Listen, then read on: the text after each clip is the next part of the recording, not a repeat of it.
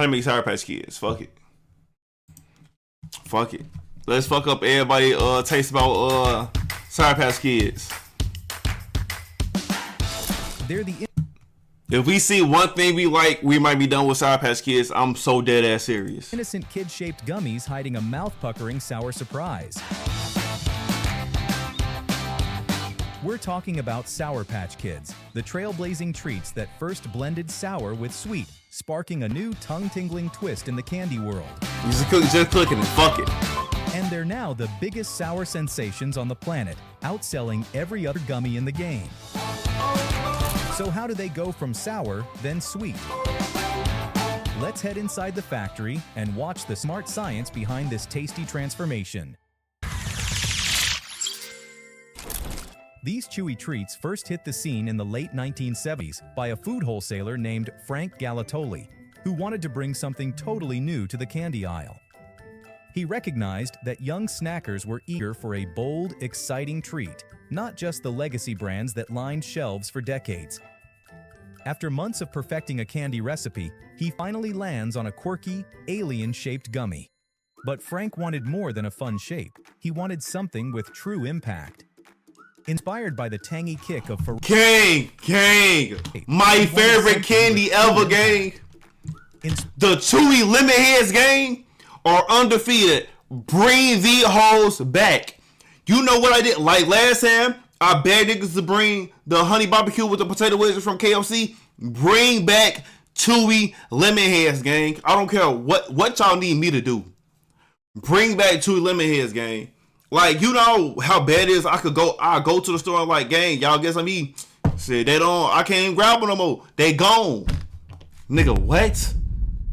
Bring back Chewy Lemon Heads, gang. Just bringing them hoes back, gang. Inspired by the tangy kick of y'all can keep the hard ones, the original ones.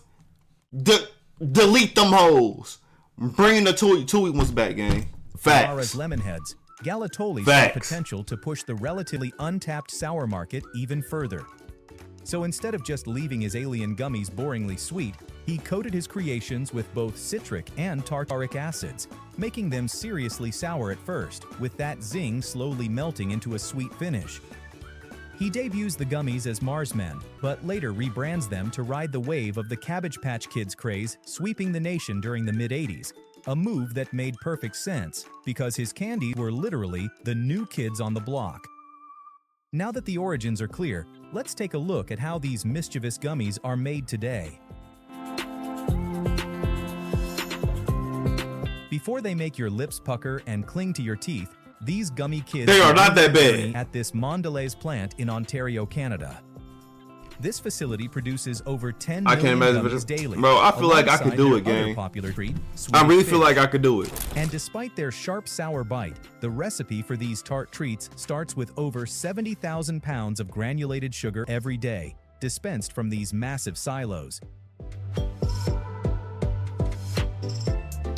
Inside the plant, the sugar is fed into this large stainless steel hopper scale, where it's precisely weighed and combined with measured amounts of corn syrup, cornstarch, and water, with corn syrup, cornstarch, and syrup. Cool, bad. Gravity funneling each ingredient into this 300-gallon cooking kettle. The solution is combined until it forms a thick foundation called slurry, a base that serves as the starting point for most gummy candies.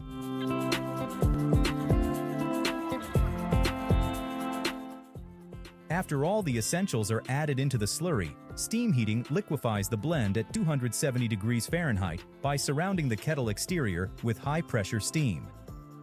In about 5 minutes, the mixture becomes a hot, glossy liquid, before flowing through pipes to a vacuum kettle that cools it down to 200 degrees Fahrenheit.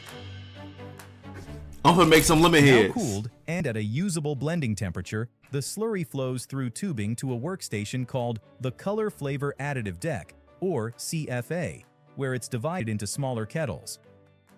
Each kettle receives a share of the warm slurry base, while the 5 original flavors and matching colors are added in together: lemon, lime, orange, cherry, and blue raspberry, the last of which joined the lineup in 2013. Nigga taking up on bro, I'm finna make me some candy. The kettles continue blending each flavor, while their molding trays are prepared elsewhere. And that happens. Literally, gang, I had a box of lemon heads on. I had a picture of the back of the lemon heads for all the ingredients, but I don't got that phone number with all the ingredients on that machine called the Mogul. First, it fills a print board with powdered cornstarch, then levels the surface smooth. A metal template then stamps hundreds of Sour Patch Kid shapes into the powdered starch. When the print board lifts away, the impressions remain in the starch for the liquid slurry to fill. After that, all 5 blended flavors are transferred directly from the cooking kettles into hoppers mounted above this dispensing machine. As the starch-filled trays move underneath, a bank of nozzles dispenses each flavor into 400 kid-shaped impressions with a single pass.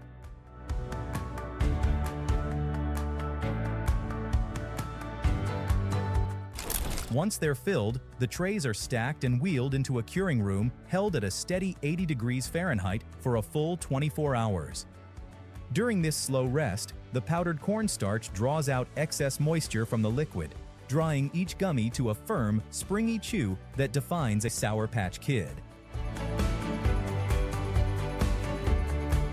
Once the gummies finish their 24-hour cure, the trays are taken out of the drying room and returned to the Mogul machine for separation. The machine inverts each tray, tossing the powdered starch and candies through a filtering screen. While the fine cornstarch slips through the openings, the firm gummies are caught and are conveyed forward. The starch powder is recycled back into production for reuse, as the candies are vibrated atop this sorting drum, weeding out any undersized or misshapen pieces. Next, the kids advance through this steam chamber. We can rebrand lemon heads. Lightly moistens their surface, making each piece tacky enough to hold their sour coating in the next phase. And that sour magic happens within these rotating sanding drums. The drum tumbles the kids through a blend of granulated sugar, citric acid, and tartaric acid. The citric acid, found in most citrus fruits, delivers a clean, citrusy tartness, similar to biting into an orange or lemon.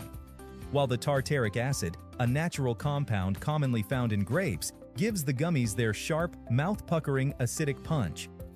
As both acid crystals dissolve on your palate, the underlying sweetness of the gummy comes through, giving you that unique sour They overdoing it. It's not that bad. And sweet sensation.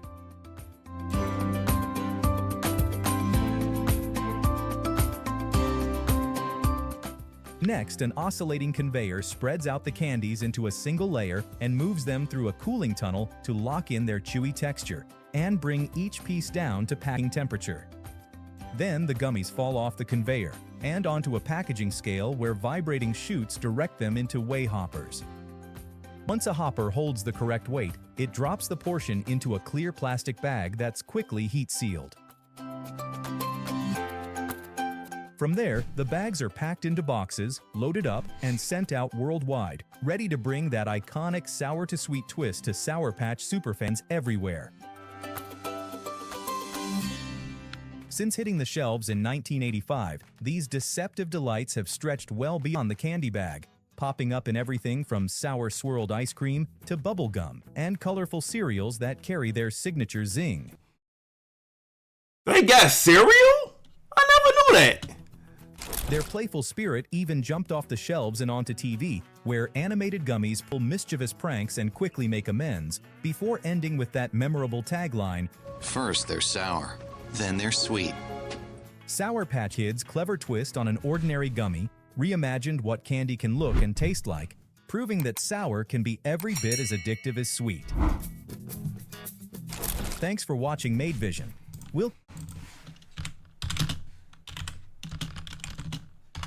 Fuck, spelled my name.